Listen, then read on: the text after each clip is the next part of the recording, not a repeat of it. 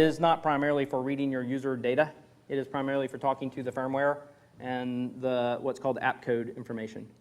So in this particular realm, though, when you're dealing with this particular bug, it's called the pending bug. What happens is, if you were to try to copy a Seagate hard drive, and it would like read every other chunk of bytes, like you'll actually get, you know, bam, 120, then it'll skip 120, then it'll read 120, and it'll skip 120. This is normally called a pending bug. What happens is the data is trying to do wear leveling, and something went wrong in the firmware. And so instead of constantly reading your data and giving it back to you, it's tying up the processor. And the processor is trying to do this wear leveling process over and over and over again and will not be successful at it. It'll never end. And so you'll end up spending like two months trying to copy 750 gigs, and if you're able to even do it in 2 months. There is a way inside memory on the device to turn off this process. And as a data recovery company, we can read it, but we can't fix it. Like we can't like write it back to the drive and say, here's your drive back. We can read the data off by suspending the CPU pending bug, if you guys get what I mean by that. So that's one that you will not be able to fix, but you may be able to tell all this other stuff from a Seagate drive. Western Digital drives. Western Digital drives have one particular unique problem. Now, sometimes what happens is you think that the drive has a scratch on the platter. And because it has a scratch, you might want to open the lid and look at it to make sure. Okay, so we've all had talks about, you know, clean rooms and other stuff. That's a different conversation. But ultimately, the point comes down to, I need to check this drive because I'm going to buy donor parts. I'm going to buy another head, or I'm going to buy another board, and I want to make sure my platters aren't scratched.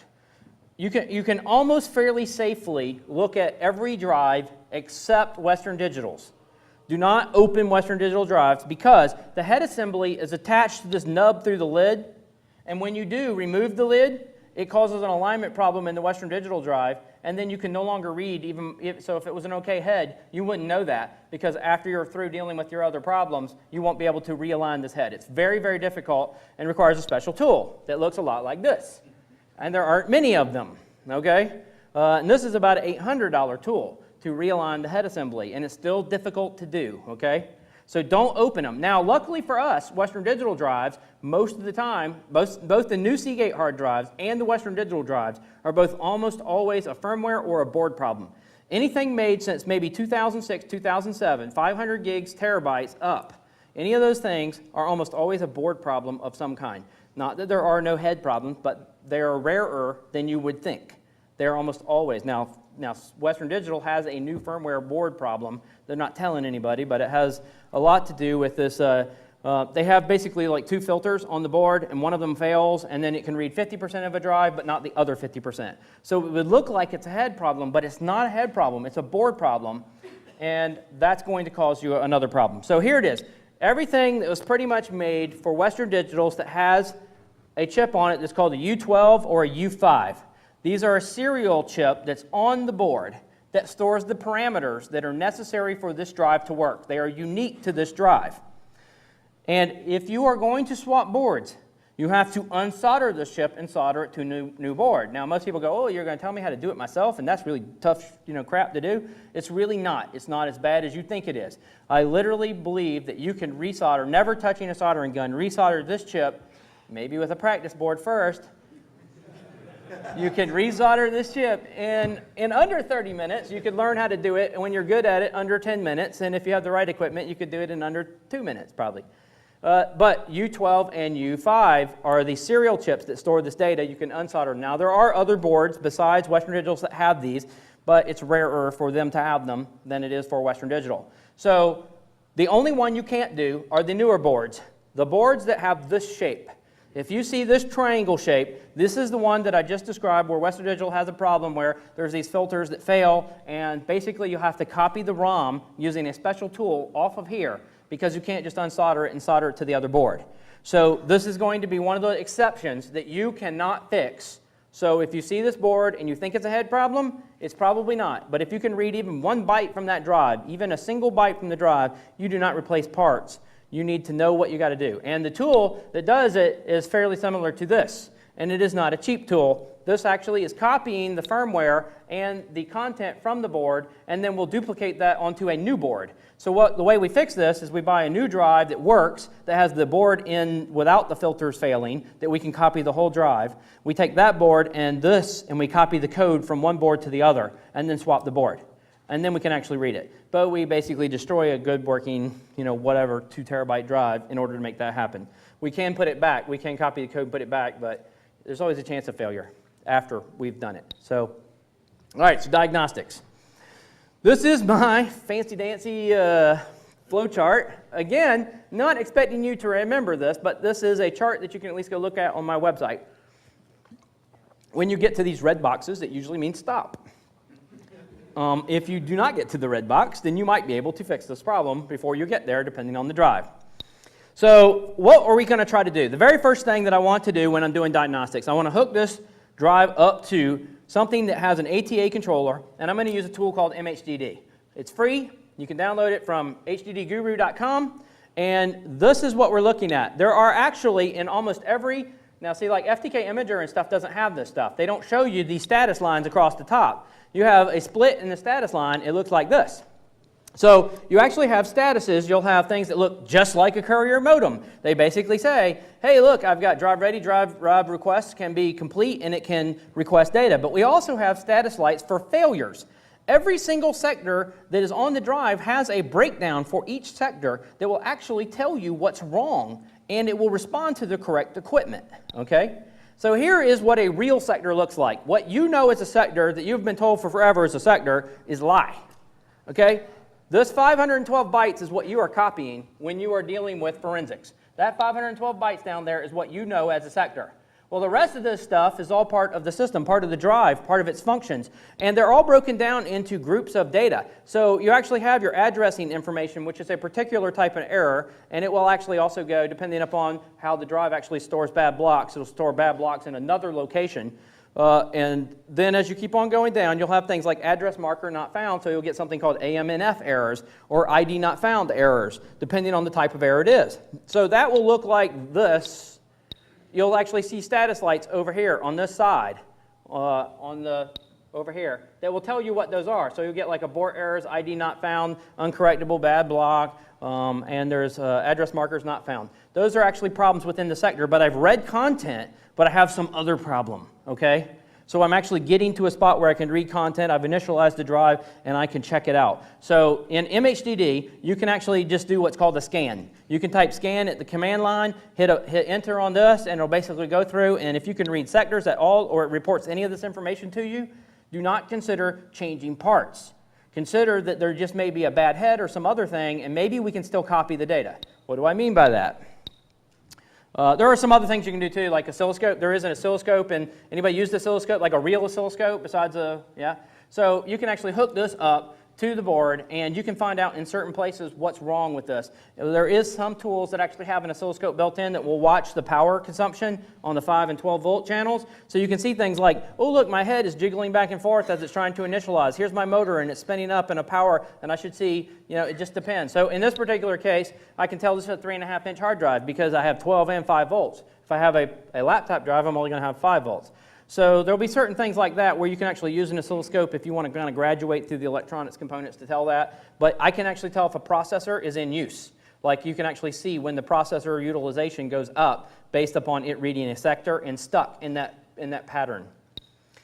So again, pay attention to serial numbers, model numbers. If you get even this far, where you actually see, like you guys have probably seen this before, like you mount a hard drive in Windows, you don't get like, hey, I got NTFS or something over here, but I get a partition structure in a drive. Well, I probably made it through the system area, probably made it through the initialization, and if I'm getting a partition and the size actually looks like the size of the drive based on the sectors written on the lid, I'm probably in pretty good shape. I can probably do logical or figure out what's wrong with the sectors and why I can't copy them. But it may be like a memory board on the physical drive that actually is failing. I could copy them in reverse.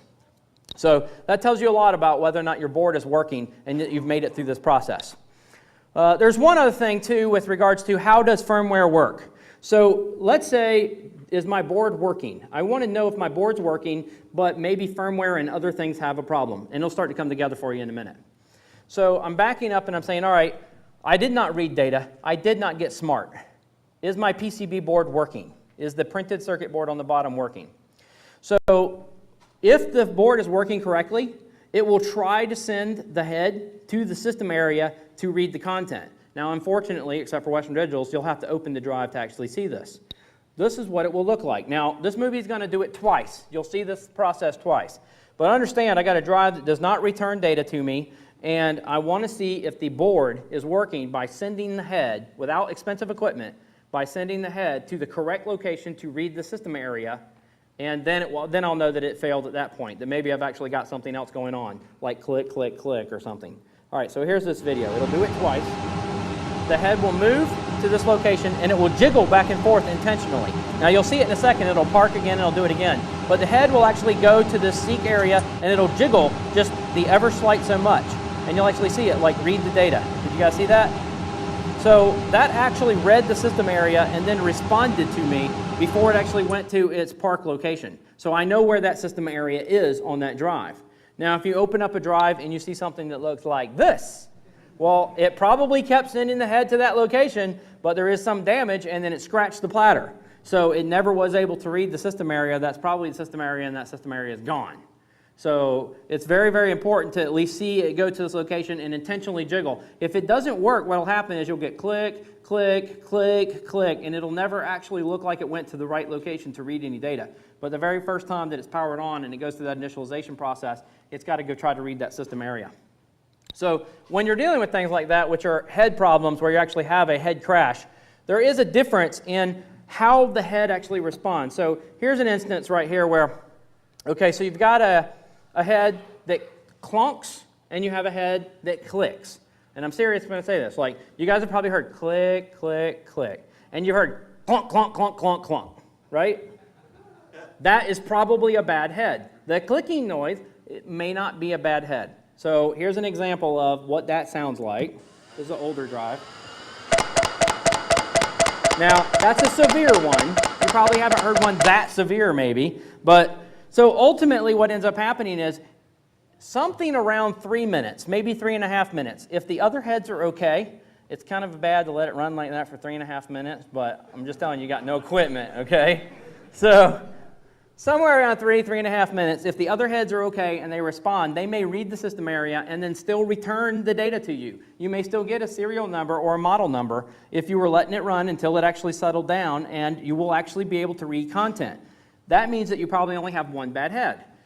That means you may still be able to read the other data. And you'll understand why I'm saying this in a minute. But you know, there's this idea that, oh, my data is written consecutively through all my platters and divided up bit by bit through the platters. Well, that's not true. Every head writes data, and then it has to be turned off at some point, and the next head has to be initialized, and then data has to be written there, and so on down through the head stack. So data is not written all in the cylinders across all the platters. It's actually divided up into what's called zone tables. So this is what it looks like, though, if you actually have a bad head. You might be missing one altogether. So that clunking noise came from this drive. Now, all the other heads were fine, but this one. So now if I'm going to try to read the data from the drive, yes, I might need to replace that head to read that platter, and I did, and it worked. I was able to do all but 4% of the drive. But I can still read the rest of the data. So before I replace a head, I want to image the rest of the data I have, and I can turn off this bad head with some equipment. You may still be able to read it even without that. But this is why I can still read the data from it. This is called a zone table. So on the drive, in the system area, they said, what is the fastest part of my drive on my platters? And so from 0 to, in this case, 4,300,000 or something, 4,326,000, blah, blah, blah, LBAs are all on one side of one platter. So I got basically like a chunk of 2 meg of data before it moved to another location on another platter. So if I could read, say, 75% of the disk, I may still have Word documents or pictures or something else that I can still interpret. Then I can go and fix the one bad head and then fill in the hole for the one that I read, if that makes sense. So what it looks like is this. So if I was to sequentially read a drive that had 4 heads and one of them is bad, then in this case, you'll actually see green, green, green. I was able to read all these sectors. Then I got a chunk where it's bad. It didn't read any of this, and then it continued on. Well, I might be able to read all that data, interpret it. So for instance, in this particular drive, I know you guys can't read that number there, but that first place where it actually starts off and it's bad is 409600 is the location. Now, the MFT is normally stored in a smaller